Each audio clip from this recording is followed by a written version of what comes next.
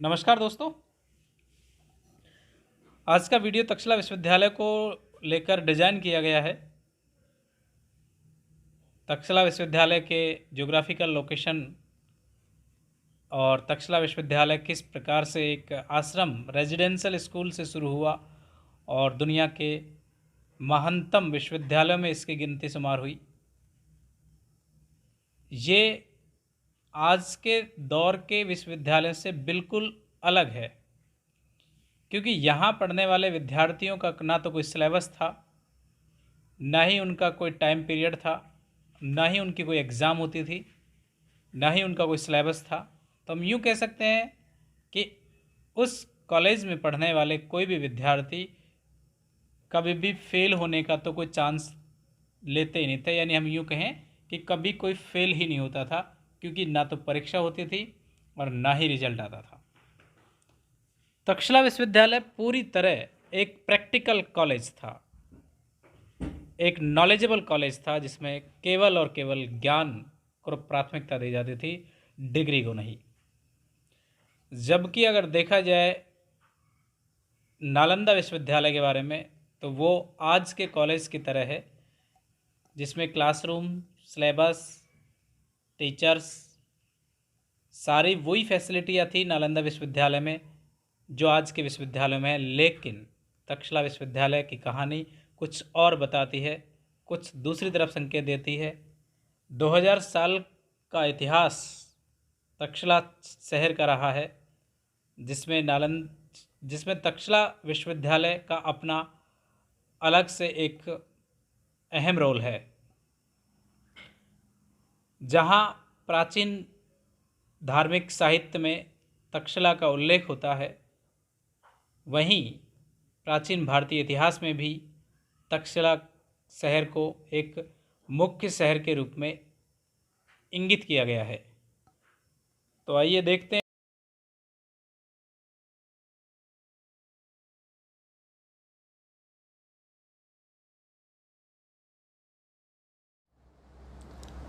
नमस्कार दोस्तों, आज का वीडियो खास डिज़ाइन किया गया तक्षशिला विश्वविद्यालय को लेकर कि काफ़ी सारी कंट्रोवर्सी रहती है तक्षशिला विश्वविद्यालय और नालंदा के बारे में। तो आज के वीडियो में हम विशेष रूप से तक्षशिला विश्वविद्यालय के बारे में चर्चा करेंगे कि किस प्रकार से तक्षशिला विश्वविद्यालय का आविर्भाव होता है और एक छोटे से आश्रम से शुरू होकर ये दुनिया का सबसे पुराना विश्वविद्यालय के रूप में उभर कर सामने आता है। बहुत सारे वंशों ने इसके इर्द गिर्द शासन किया, लेकिन जब विदेशियों का आक्रमण हुआ उसी समय ये पतन की ओर बढ़ा। और उसके साथ साथ जो तक्षशिला विश्वविद्यालय ने इतिहास को दिया वो आज भी स्मरणीय है कि बहुत सारे जो विद्वान हैं तक्षशिला विश्वविद्यालय से पढ़े और उनका भारतीय इतिहास में काफ़ी अच्छा योगदान रहा। तो देखते हैं आज के वीडियो में तक्षशिला को लेकर।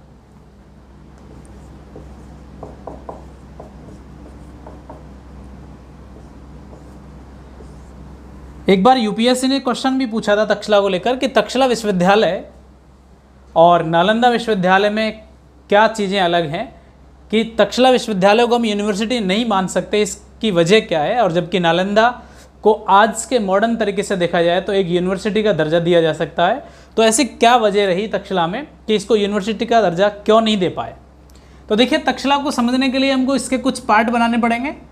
और इसमें सबसे पहला पार्ट होगा कि तक्षशिला है कहाँ पे, तक्षशिला का लोकेशन कहाँ है। आज ज्योग्राफिकल एंगल से हम इसको देख पाएंगे कि आज तक्षशिला पाकिस्तान में स्थित है, तो किस प्रकार से, किन नदियों के किनारे, और इसका थोड़ा ऐतिहासिक महत्व क्या है।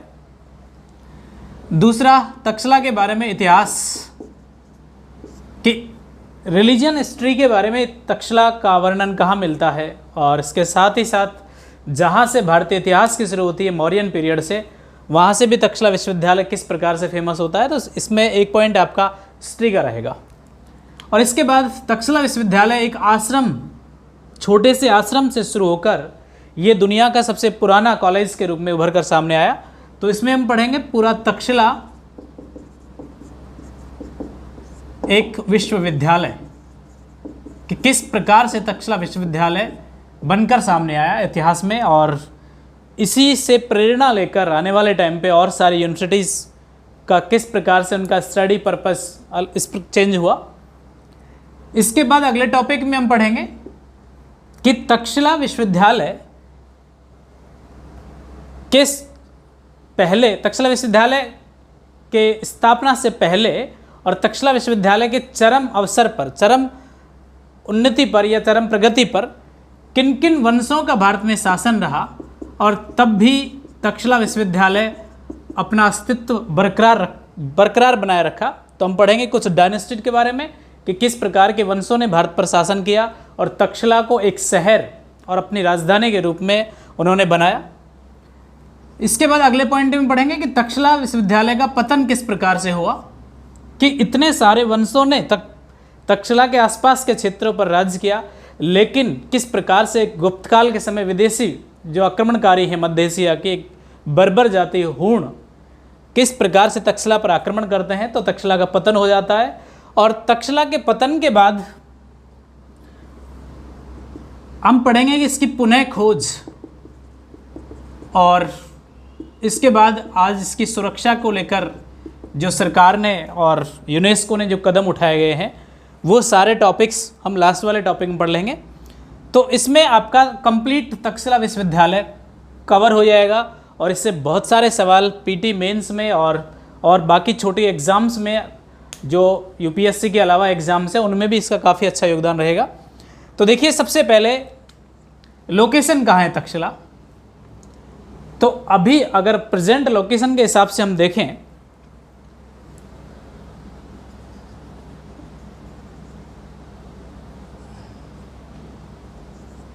तो ये हमारा उत्तरी भारत है और उत्तरी भारत में ये जो आपका स्टेट जम्मू एंड कश्मीर और ये लद्दाख दोनों की दोनों यूनियन टेरिटरीज हैं आज के समय में। एंशियंट हिस्ट्री में अगर इसको हम देखें तो इस भारत के उत्तरी क्षेत्र से इधर की तरफ जो आज का उत्तरी भाग है, पुराने समय में भारत का जो विस्तार अफगानिस्तान तक था, तो इसके पश्चिम की तरफ एक एरिया है जो आज पाकिस्तान में है और इस क्षेत्र का नाम है गांधार।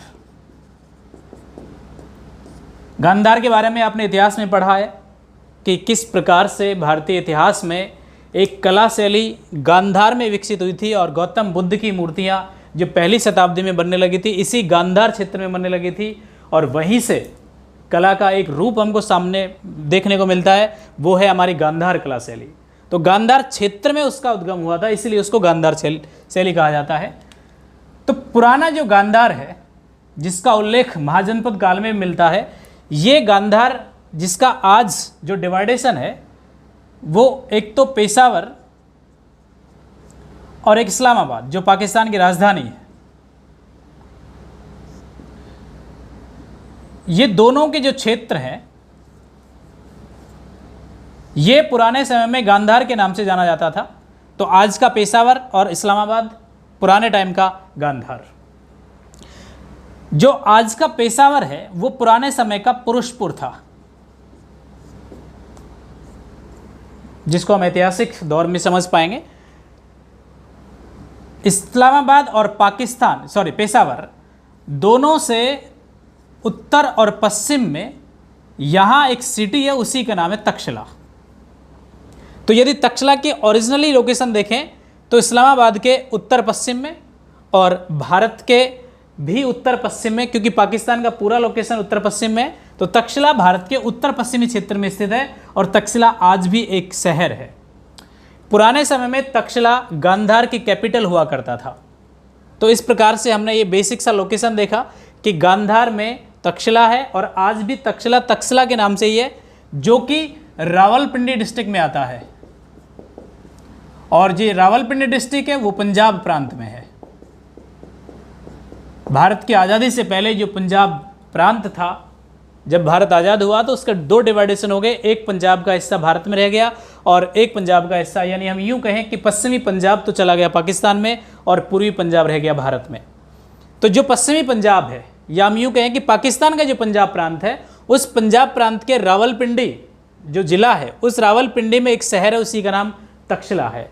तो ये तक्षशिला जो विश्वविद्यालय के रूप में भारतीय इतिहास में इसका महत्ता योगदान था, वो यहाँ पर स्थित है। अगर पाकिस्तान के हिसाब से आपको ऑप्शन मिले कि कहाँ स्थित है, तो इस्लामाबाद या पेशावर कोई ना कोई एक ऑप्शन आएगा, या फिर गांधार क्षेत्र आता है, या फिर भारत के समकक्ष इसको पूछा जाता है।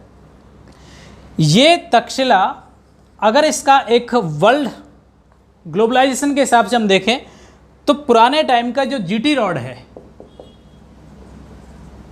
और जो सिल्क रूट है, जिसको हम कहेंगे रेशम मार्ग, अभी नक्शे के माध्यम से मैं समझा पाऊंगा आपको कि जो पुराने टाइम का जीटी रॉड है, ग्रैंड ट्रक रॉड है, उस ग्रैंड ट्रक रॉड पे तक्षशिला स्थित था। और जो सिल्क रूट है जो चाइना से शुरू होकर और भूमध्य सागर तक जाता था प्राचीन समय में, उस सिल्क रूट का एक हिस्सा गांधार रीजन से होकर गुजरता था। तो तक्षशिला की महती भूमिका इस प्रकार से दो रूट के माध्यम से भी उभर के सामने आ जाती है। तो देखिए, सबसे पहले थोड़ा सा जीटी रॉड और सिल्क रूट के बारे में बेसिक सा इंट्रोडक्शन कर लेते हैं, और वीडियो के लास्ट में मैं आपको बता पाऊंगा कि जीटी रॉड किस प्रकार से पंजाब, पूर्वी जो पाकिस्तान है यानी आज का जो बांग्लादेश है, बांग्लादेश के सोनार गांव से प्रारंभ हुआ और ये सिंध प्रांत और काबुल तक इसका विस्तार पाया जाता है। तो इस जीटी रॉड के बारे में हम लास्ट क्लास में डिस्कस करेंगे आज के वीडियो में।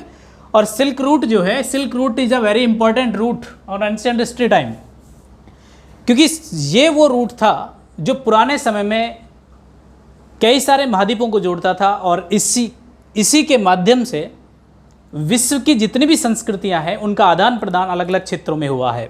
तो ये सिल्क रूट का एक अलग से वीडियो डिजाइन किया जाएगा, जिसमें आपको पूरा का पूरा रेशमी मार्ग के बारे में बताया जाएगा कि किस प्रकार से रेशमी मार्ग कहाँ कहाँ तक विस्तारित है और क्या क्या इस पर ट्रेड किया जाता था, इसका प्रॉफिट पूरी दुनिया को किस प्रकार से देखने को मिला। और जीटी रॉड के बारे में हम इसी क्लास के लास्ट वीडियो में डिस्कस करेंगे, तो उसमें आपका ज्योग्राफिकल मैप क्लियर हो जाएगा। तो ये तो एक बेसिक सा फैक्ट था लोकेशन को लेकर कि तक्षशिला है कहाँ पे, तो पाकिस्तान में गांधार क्षेत्र में, और रावलपिंडी डिस्ट्रिक्ट में तक्षशिला सिटी है जो पंजाब प्रांत में आती है। तो इस प्रकार से हमारा एक टॉपिक हुआ लोकेशन के बारे में, और लोकेशन से कई बार परीक्षाओं में सवाल आ जाते हैं उत्तर पश्चिम डायरेक्शन के हिसाब से, तो आप इसको खास से ध्यान रखिएगा। भारत में नहीं तक्षशिला विश्वविद्यालय, पाकिस्तान में है, जबकि नालंदा भारत में ही है, बिहार में है। तो नालंदा के बारे में एक अलग से वीडियो डिजाइन किया जाएगा। इसके बाद हम आगे बढ़ते हैं तक्षशिला के इतिहास को लेकर कि प्राचीन भारतीय इतिहास तक्षशिला यूनिवर्सिटी के बारे में क्या कहता है।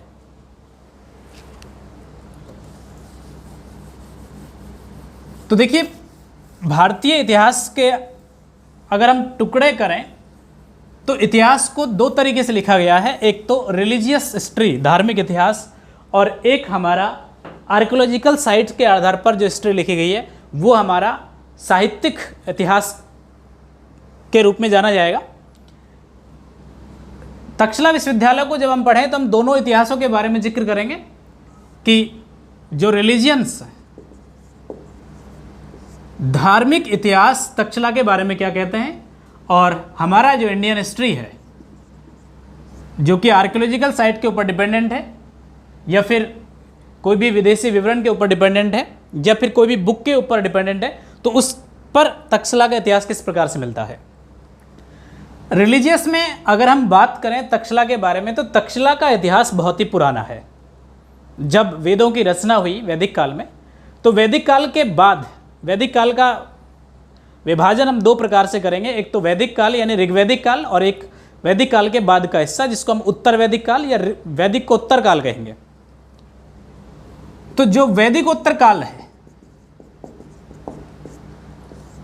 इसका टाइम पीरियड लगभग ऐसा माना जाता है कि 1000 ईसा पूर्व से 600 ईसा पूर्व के बीच का जो टाइम है वो वैदिकोत्तर काल है, वैदिक काल के बाद की घटनाएं।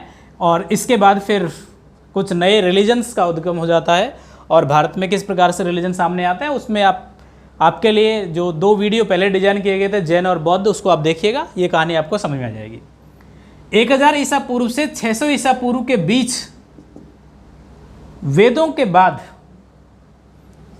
हमें जो कहानी मिलती है वो महाकाव्यों के बारे में मिलती है, और भारतीय इतिहास के दो महाकाव्य जिनका जिक्र इतिहास में जगह जगह होता है, उन्हीं में से एक तो है रामायण और एक है महाभारत। रामायण को लिखने वाले वाल्मीकि थे और महाभारत को लिखने वाले महर्षि कृष्ण थे।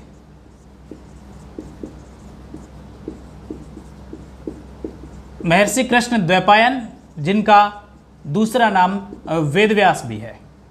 तो ये दोनों के दोनों जो महाकाव्य है, ये दोनों के महाकाव्यों में तक्षशिला का वर्णन किस प्रकार से होता है।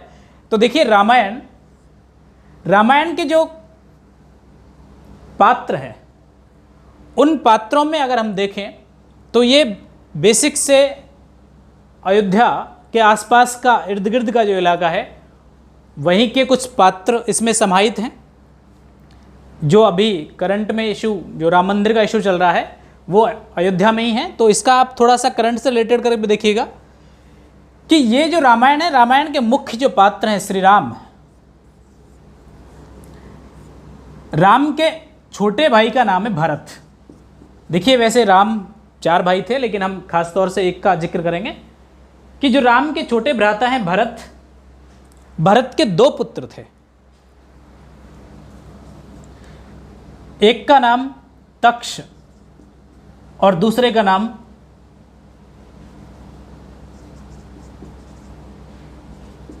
पुष्कला। भरत के 2 बेटे तक्ष और पुष्कला। कि तक्ष ने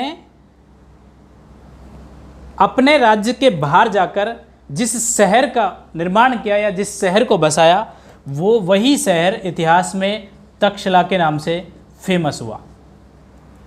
तो रामायण इस बात को कहती है कि तक्षशिला राज्य को बसाने वाले भरत के पुत्र तक्ष थे, जबकि पुष्कला जो भरत का दूसरा पुत्र है, इसने पुष्कलावती को बसाया था।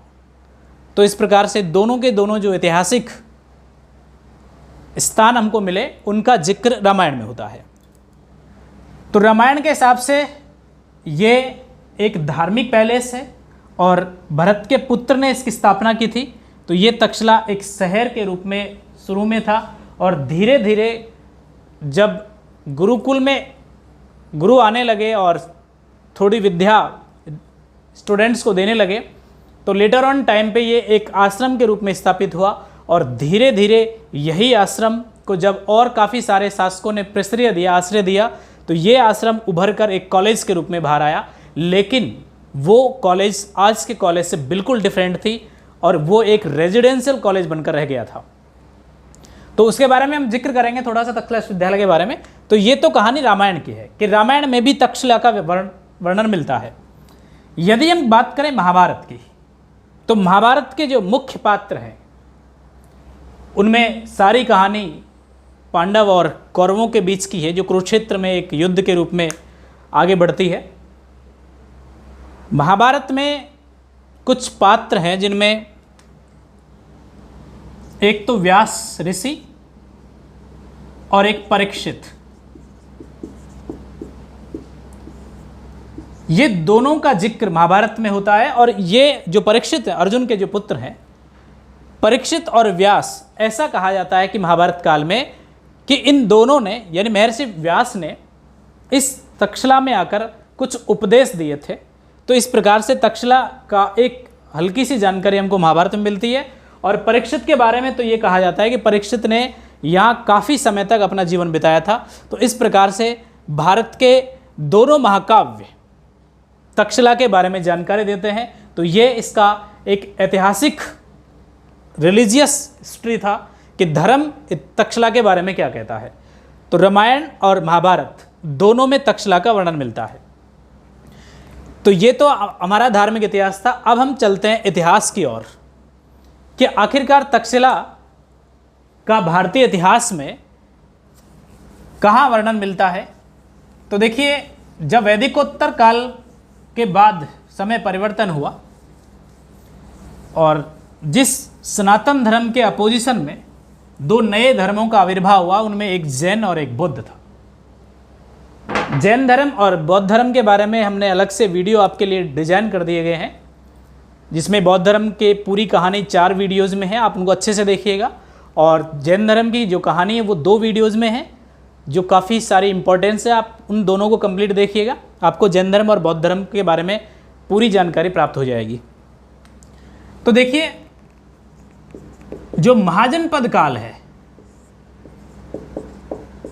यदि हम महाजनपद काल की बात करें या हम यूं कहें कि वैदिक काल के बाद जो इतिहास का अगला समय था वो दो नए धर्मों का था, जैन और बौद्ध धर्म का। और जैन और बौद्ध धर्म के दो पुस्तकों में, जिनमें एक पुस्तक का नाम है अंगुत्तर निकाय और एक है भगवती सूत्र। ये भगवती सूत्र जैन साहित्य की किताब है, जिसके बारे में पुराने वीडियोस में आपको अच्छी सी डिटेल मिल जाएगी। और अंगुत्तर जो निकाय है वो बौद्धिक साहित्य है, यानी सुत्त पिटक का एक हिस्सा है। अंगुत्तर निकाय और भगवती सूत्र दोनों किताबें इस बात को बताती हैं, यानी दोनों गौतम बुद्ध और महावीर स्वामी के समकालीन लिखी गई थी, यानी लेटर ऑन लिखी गई थी। लेकिन इन दोनों से इस बात का पता लगता है कि इस समय बिहार, यानी आज का जो बिहार है और उत्तर प्रदेश है, उसमें ऐसी स्थिति क्रिएट हो गई थी, बन गई थी कि लोग कृषि करना अच्छे से वाकिफ हो गए थे। लोहा मिलने से बहुत अच्छे मात्रा में कृषि होने लग गई थी और धीरे धीरे लोग बाहर निकलकर एक मैदानी क्षेत्र में सेटअप हो गए थे, स्थापित हो गए थे। और वो एक ग्रुप में उभर कर जो बाहर निकल के मार्केट बना वो महाजनपदों के रूप में सामने आया। और इस प्रकार से दोनों धर्म इस बात को बताते हैं कि तत्कालीन समय में 16 महाजनपद थे, 16 बड़े शहर थे। और इन्हीं 16 बड़े शहरों में एक नाम आता है गांधार का। और इसी गांधार की दो राजधानियां थी, एक तक्षशिला और एक पुरुषपुर। तक्षशिला का नाम आज भी तक्षशिला ही है और पुरुषपुर का नाम होकर चेंज होकर हो गया पेशावर। तो गांधार इन्हीं 16 महाजनपदों में एक महाजनपद था। तो महाजनपद काल में भी इसका वर्णन मिलता है कि गांधार क्षेत्र में तक्षशिला स्थित था। तो जो भी महाभारत, जो भी महाजनपद काल में ऐतिहासिक घटनाएं लिखी गई हैं, वहां भी तक्षशिला का उल्लेख मिलता है। इसके बाद इतिहास के हम अगले दौर पे चलें कि महाजनपद काल के बाद जो मौर्य काल आए, या फिर हम यूं कहें कि मौर्य काल और महाजनपद काल के बीच प्राचीन भारत पर कुछ विदेशी आक्रमण होते हैं। और उन विदेशी आक्रमणों में पहला आक्रमण था ईरानियों का, जो सिकंदर से पहले भारत में आ गए थे। ये ईरानी जो पर्शियन साम्राज्य, जो आज का ईरान है, ईरान और इराक, पर्शियन साम्राज्य के शासक वो किस प्रकार से काबुल होते हुए खैबर दर्रे को क्रॉस करके इस गांधार क्षेत्र तक पहुंच गए थे। तो ईरानी जो विवरण है वहां भी गांधार का जिक्र मिलता है। और ये कहा जाता है कि जो ईरानी शासक है डेरियस प्रथम, जिसने भारत के गांधार क्षेत्र पर कब्जा किया था, वो काफ़ी समय तक इस गांधार में या इस तक्षशिला में रुक के यहाँ रहा था। तो ईरानी आक्रमणकारियों के समय भी तक्षशिला का आविर्भाव हमको देखने को मिलता है। इसके बाद जब यूनानी आक्रमणकारी भारत में आए या सिकंदर भारत आया, तो सिकंदर ने जब खैबर दर्रे को पार किया, तो खैबर दर्रे के जस्ट आगे जो उनको एक साम्राज्य मिला, वो साम्राज्य तक्षशिला का साम्राज्य था। और यहाँ उस समय जो शासक थे उसका नाम था आम्भी।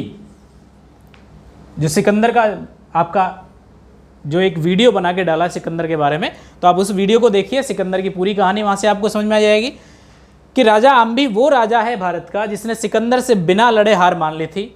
और किस प्रकार से सिकंदर इस तक्षशिला में रुकता है। लेकिन जब आम्भी के राज्य से वो आगे बढ़ते हैं झेलम और चिनाब के बीच वाले एरियाज में, तो उनका मुकाबला भारत के एक ताकतवर योद्धा राजा पौरुष से होता है। तो दोनों की कहानी हमने पुराने वीडियो में डिस्कस की है, तो आप उसको वहाँ से देखिएगा। तो यहाँ पे हम इतना सा जिक्र करेंगे कि यूनानी सम्राट जो सिकंदर है, इस सिकंदर के समय भी तक्षशिला का नाम इतिहास में लिखा गया है। तो वैदिक काल में जो हमारे दो महाकाव्य हैं वहाँ भी तक्षशिला का वर्णन मिलता है।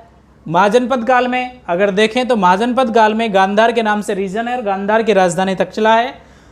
ईरानी और यूनानी आक्रमणकारियों के समय भी तक्षशिला का नामोल्लेख होता है। इसके बाद हम बढ़ते हैं मौर्य काल की तरफ कि मौर्य काल की स्थापना करने वाले जो चंद्रगुप्त मौर्य हैं और इनके जो संरक्षक हैं, इनके जो गुरु हैं, इनके जो प्रधानमंत्री हैं, उनका नाम है कौटिल्य। तो देखिए इस समय मौर्य काल के समय, यानी हम यूं कहें कि चंद्रगुप्त मौर्य के समय, चंद्रगुप्त मौर्य ने अपने राज्य को भली भांति से एकत्रित करने के लिए, एकता उसमें स्थापित करने के लिए अपने राज्य के सभी ओर से कुछ सड़कों का निर्माण करवाया, और उसी में एक सड़क थी जिसका नाम है उत्तरापथ।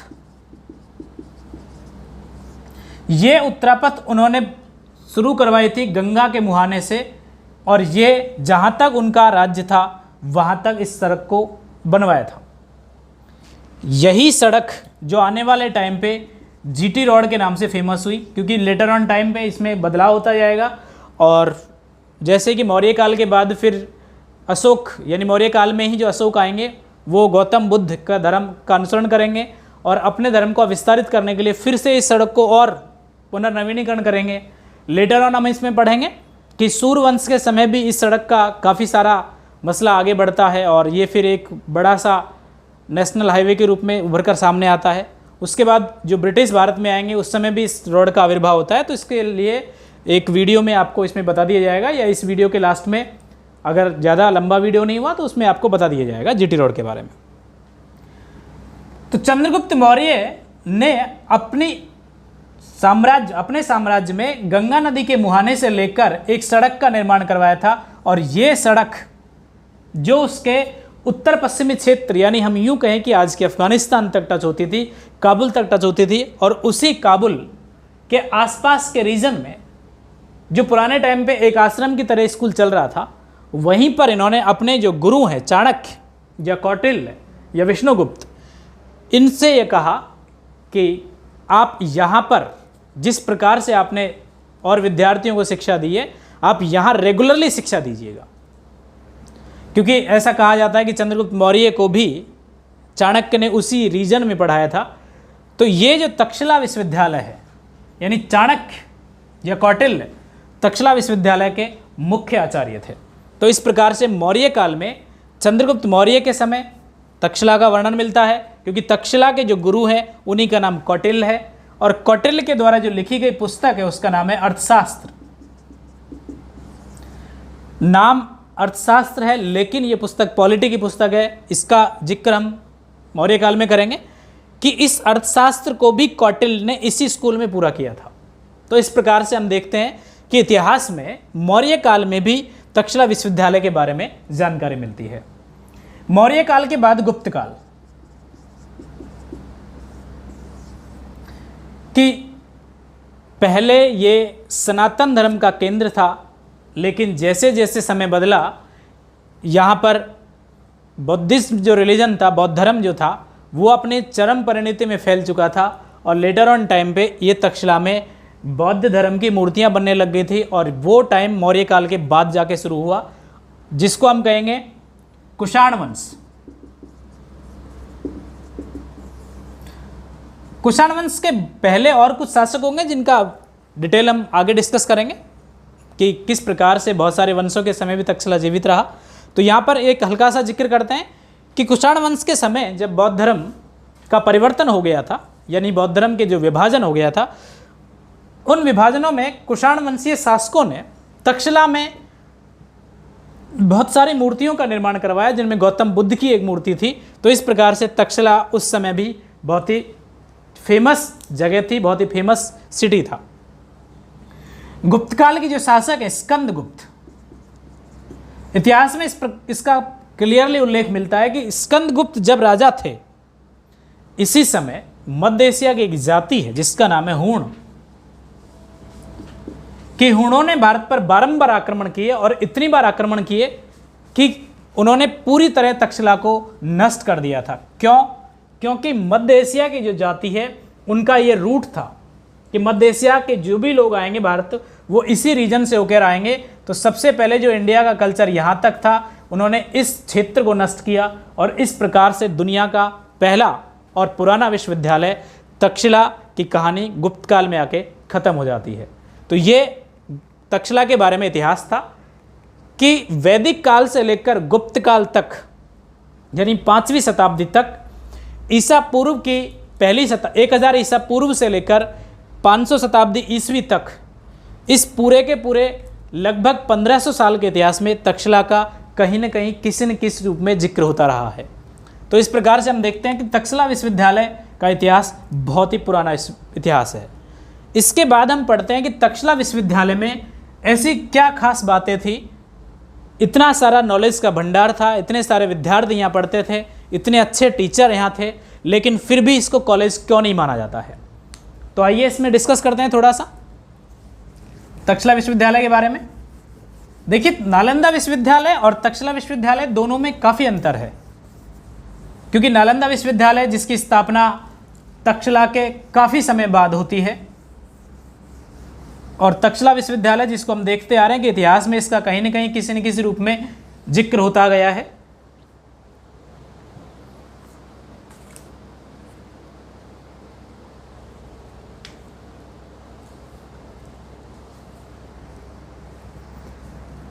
तक्षशिला विश्वविद्यालय में सबसे पहले हम देखेंगे कि इसमें जो स्टूडेंट आते थे उनका एडमिशन किस बेस पे होता था, यानी कौन विद्यार्थी यहां पढ़ते थे।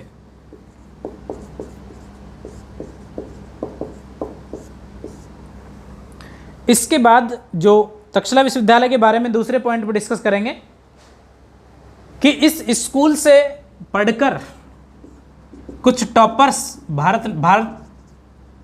भारत में अच्छे शासकों के रूप में सामने आए, उनमें किस किस का नाम उल्लेखनीय है। तो इसमें हम कुछ टॉपर्स की और कुछ इम्पोर्टेंट स्टूडेंट्स और टीचर्स का डिस्कशन करेंगे, और इसके बाद कि तक्षशिला विश्वविद्यालय में जो स्टडी कराई जाती थी, जो अध्ययन कराया जाता था, वो किसका अध्ययन कराया जाता था, कौन सा सब्जेक्ट ज़्यादा पढ़ाया जाता था। तो देखिए, तक्षशिला विश्वविद्यालय कंप्लीटली नॉलेजेबल विश्वविद्यालय था, यानी यहां केवल और केवल ज्ञान दिया जाता था, डिग्री नहीं, नो डिग्री।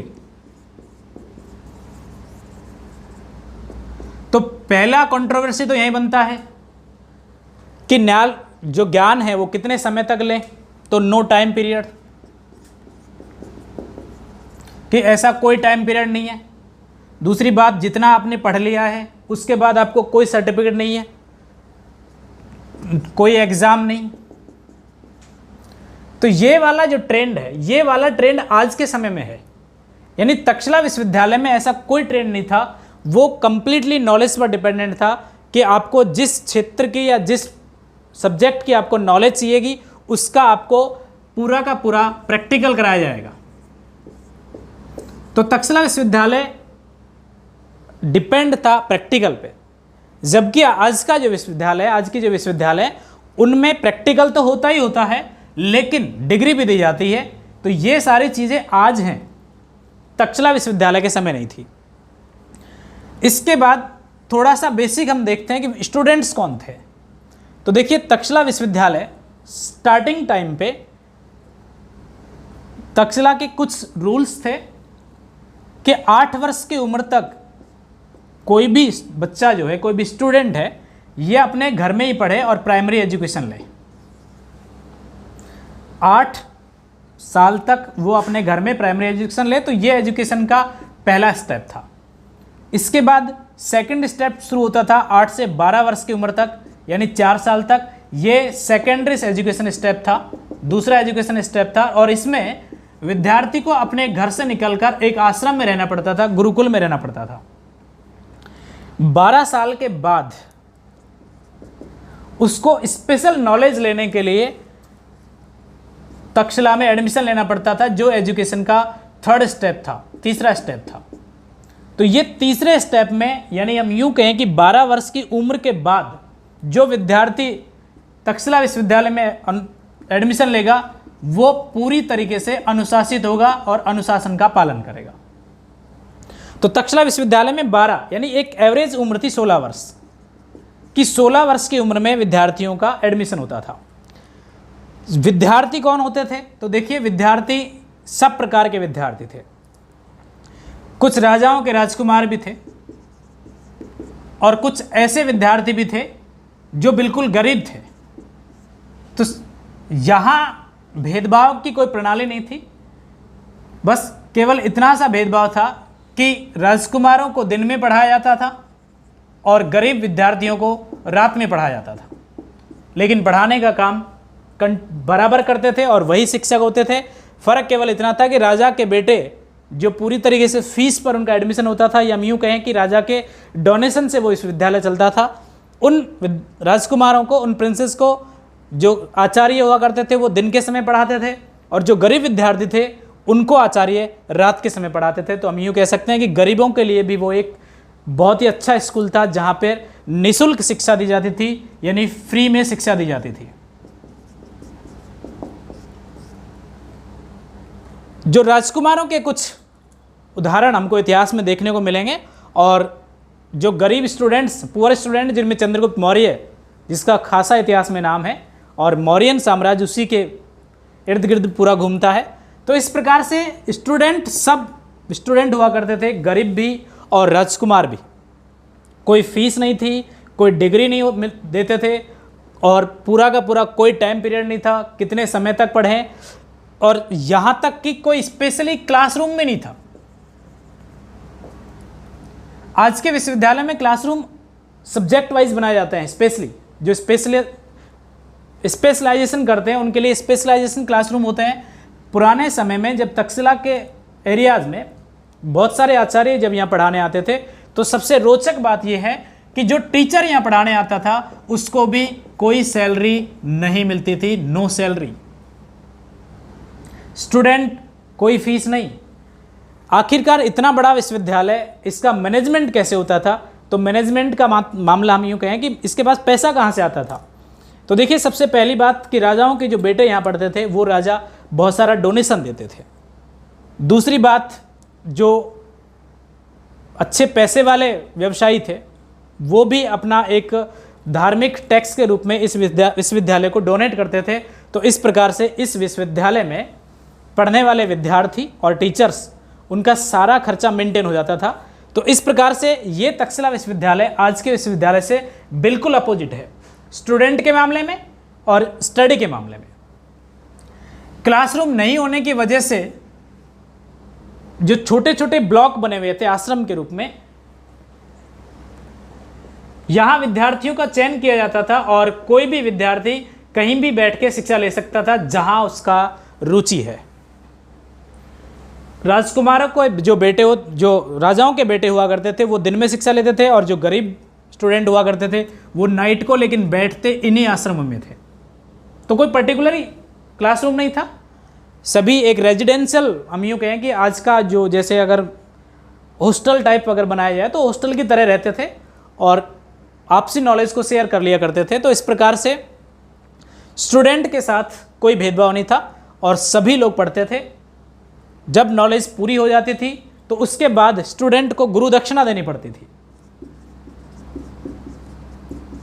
देखिए, गुरु दक्षिणा के बारे में हर जगह हमको इतिहास में जिक्र मिलता है, महाभारत में भी और रामायण में भी, जिसमें गुरु दक्षिणा का सबसे इम्पॉर्टेंट उदाहरण एकलव्य का सामने आता है कि किस प्रकार से एक निम्न तबके का स्टूडेंट एकलव्य, जो अपने गुरु के आदेश अनुसार यानी गुरु दक्षिणा में अपना वो बहुमूल्य उपहार उसको भेंट कर देता है, जिसकी वजह से वो फेमस था, यानी वो अंगूठा, एकलव्य का अंगूठा। तो इस प्रकार से वो एक गुरु दक्षिणा थी।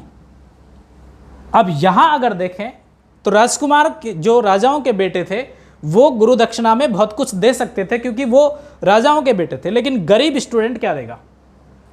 तो देखिए, कई बार तो गरीब स्टूडेंटों से ये आशा रखी जाती थी कि गुरु दक्षिणा में आप हमेशा गुरु का सम्मान कीजिए।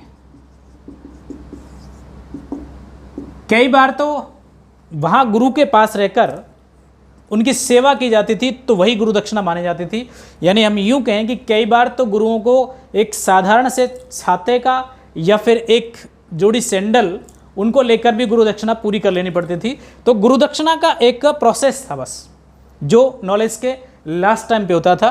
तो ये था स्टूडेंट्स के बारे में कि तक्षशिला विश्वविद्यालय एक बहुत बड़ा कॉलेज बन गया था मौर्य काल में और गुप्त काल के बीच के टाइम पीरियड। जब चीन के यात्री फाहियान भारत आते हैं उस समय तक्षशिला में पढ़ते हैं और वो इस बात को कहते हैं कि तक्षशिला विश्वविद्यालय में दुनिया के विभिन्न देशों के जो स्टूडेंट हैं, जिनमें हम अगर जिक्र करें तो रोम, जो आज का इटली है, इसके साथ ही साथ सीरिया, ईरान, काबुल और चीन, ये सभी जगहों के जो विद्यार्थी हैं वो इसी कॉलेज में आके पढ़ते थे और ये कॉलेज तक्षशिला के रूप में एक विश्वविद्यालय के रूप में फेमस हुई। तो तक्षशिला किस प्रकार से एक आश्रम में पढ़ते पढ़ते स्टूडेंटों की गैदरिंग इतनी बड़ी कि इनकी संख्या लगभग 10 से 11,000 तक पहुंची और दुनिया के सभी विद्यार्थियों को नॉलेज देने की एक ऐसी जगह तक्षशिला, जिसका गुप्तकाल तक आते आते पतन हो चुका था पूरी तरीके से। तो ये तक्षशिला का एक बेसिक सा ओवरव्यू था स्टूडेंट्स का। अब हम आगे बढ़ते हैं टॉपर्स के बारे में या टीचर से स्टूडेंट के बारे में, कि तक्षशिला में पढ़ने वाले विद्यार्थी जिनका आज इतिहास में नाम हम पढ़ते हैं और उनका इतिहास में काफ़ी योगदान है। तो देखिए, उन विद्यार्थियों में अगर हम बात करें पुराने टाइम से लेकर और अब तक जो गुप्तकालीन तक के समय के हैं,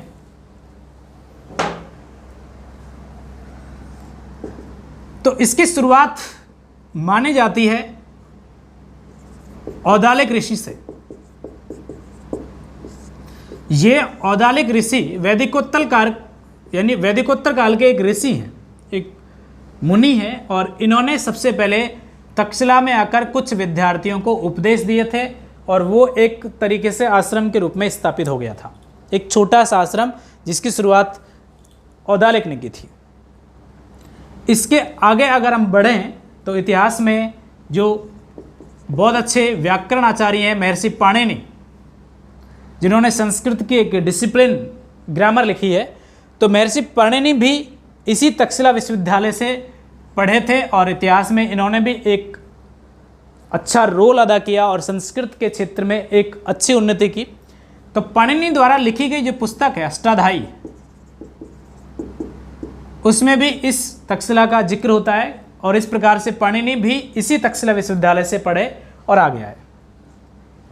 इसके बाद जीवक, ये एक चिकित्सक था। ये चिकित्सक जो मगध है, मगध के जो राजा हैं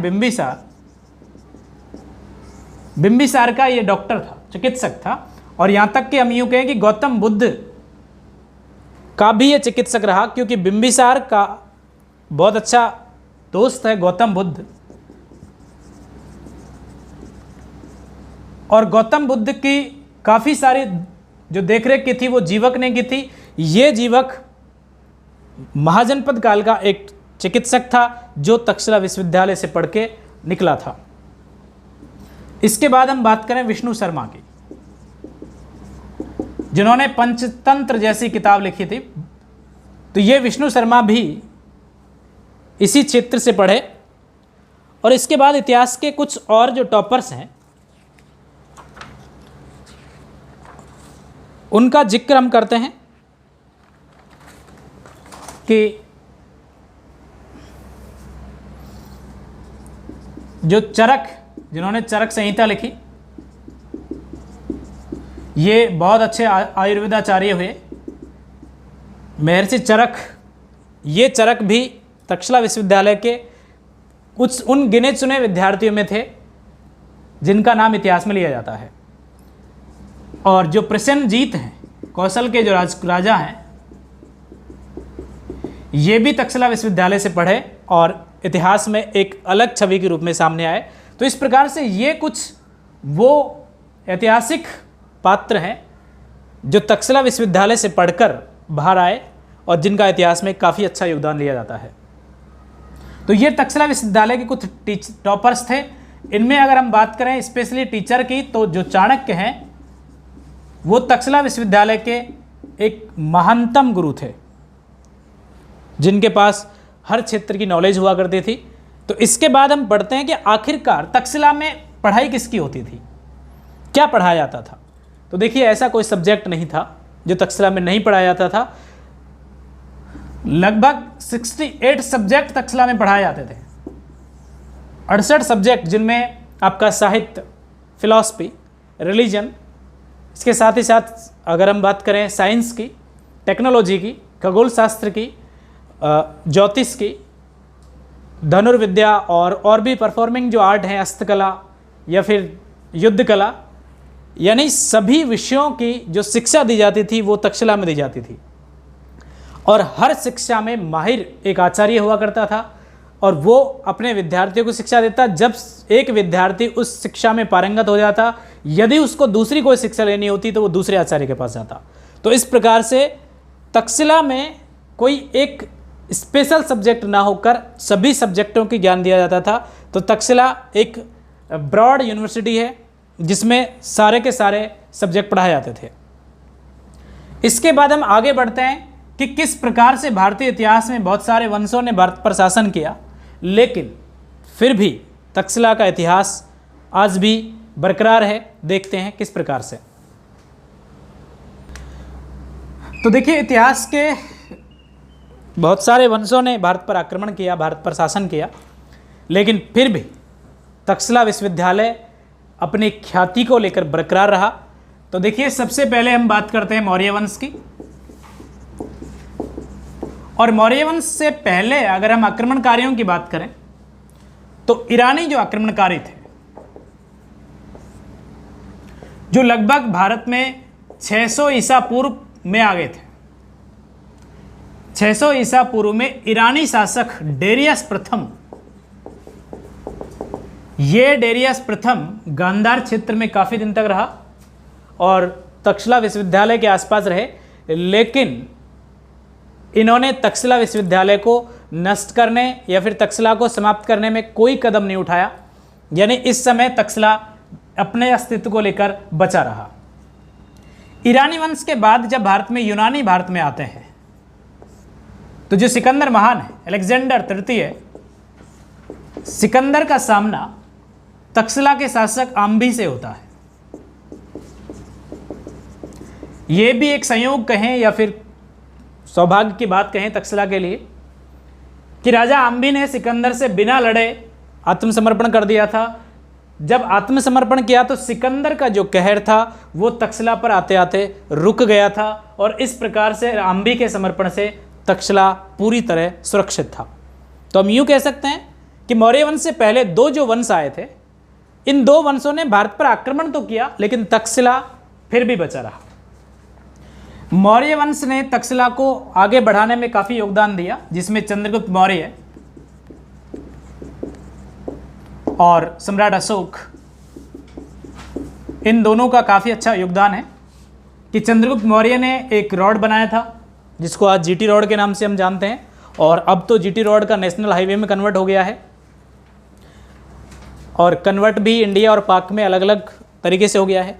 तो मौर्य वंश के समय भी तक्षशिला विश्वविद्यालय अपनी उन्नति की तरफ था और ये आगे बढ़ रहा था। मौर्य वंश जब खत्म हुआ, अशोक के साम्राज्य के बाद भारत फिर से टुकड़ों में टूट गया था और भारत पर आक्रमण करने वाले फिर से विदेशी आक्रांत आते हैं और उनमें सबसे पहले जो शासक आते हैं उनको कहते हैं इंडो ग्रीक शासक या यवन।